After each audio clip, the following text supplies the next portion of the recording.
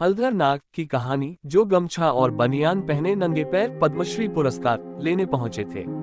सादा जीवन, उच्च विचार। ये कहावत 21वीं सदी में फिट नहीं बैठती है। इसके पीछे का प्रमुख कारण है पैसा।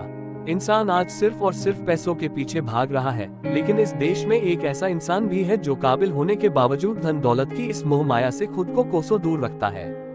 साहिब, मेरे पास दिल्ली आने के पैसे नहीं है, कृपया पुरस्कार पद्मश्री डाक से भिजवा दीजिए। ये बात कहने वाले शख्स थे साल 2016 में साहित्य के क्षेत्र में योगदान के लिए भारत सरकार से पद्मश्री पुरस्कार पाने वाले उड़ीसा के मशहूर लोक कवि हलधर नाग। आइए जानते हैं आखिर ऐसी क्या खास बात है हलधर नाग की।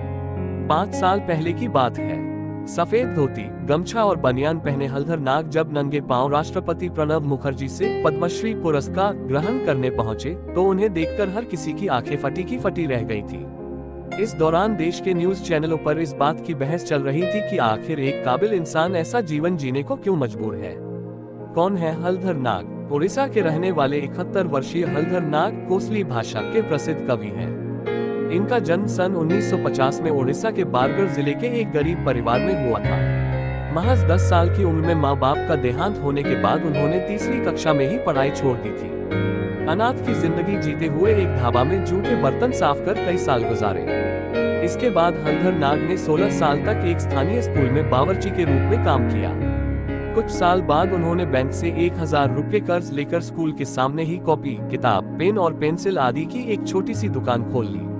इससे वो कई सालों तक अपना गुजरा करते रहे। इस दौरान वो कुछ न कुछ लिखते ही रहते थे और उन्होंने अपने लिखने के इस शौक को मरने नहीं दिया।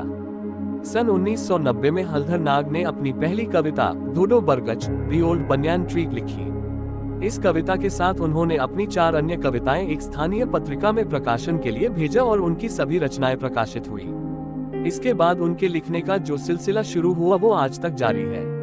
नाग कहते हैं, ये मेरे लिए बड़े सम्मान की बात थी और इस वाकये ने ही मुझे और अधिक लिखने के लिए प्रोत्साहित किया। इसके बाद मैंने अपने आसपास के गांवों में जाकर लोगों अपनी कविताएं सुनानी शुरू की। इस दौरान मुझे लोगों से सकारात्मक प्रतिक्रिया भी मिली। आज तक जो कुछ भी लिखा है वो सब याद है। हलधर नाग की सबसे खास बात यह है कि उन्होंने आज तक 20 महाकाव्य के अलावा जितनी भी कविताएं लिखी हैं, वो सभी उन्हें जुबानी याद है। वो जो कुछ भी लिखते हैं उसे याद कर लेते हैं। आपको बस कविता का नाम या विषय बताने की जरूरत है। आज भी उन्हें अपने द्वारा लिखे एक एक शब्द याद है। नाग कहते हैं, मुझे इस बात की खुशी है कि युवा पीढ़ी कोसली भाषा में लिखी गई कविताओं में खासा दिलचस्पी रखता है। मेरे विचार में कविता का वास्तविक जीवन से जुड़ाव और उसमें एक सामाजिक संदेश का होना बेहद आवश्यक है। उड़ीसा में लोक कवि रत्न के नाम से मशहूर हलधर नाग की कविताओं के विषय ज्यादातर प्रकृति, समाज, पौराणिक कथाओं और धर्म पर आधारित होते हैं। वो अपने लेखन के माध्यम से सामाजिक सुधार को बढ़ावा देने की ओर भी तत्पर रहते हैं। बता दें, आज हलधर नाग किसी पहचान के मोहताज नहीं है। उड़ीसा के संबलपुर विश्वविद्यालय में उनके लेखन के एक संकलन हलधर ग्रंथावली 2 को पाठ्यक्रम का हिस्सा भी बनाया गया है।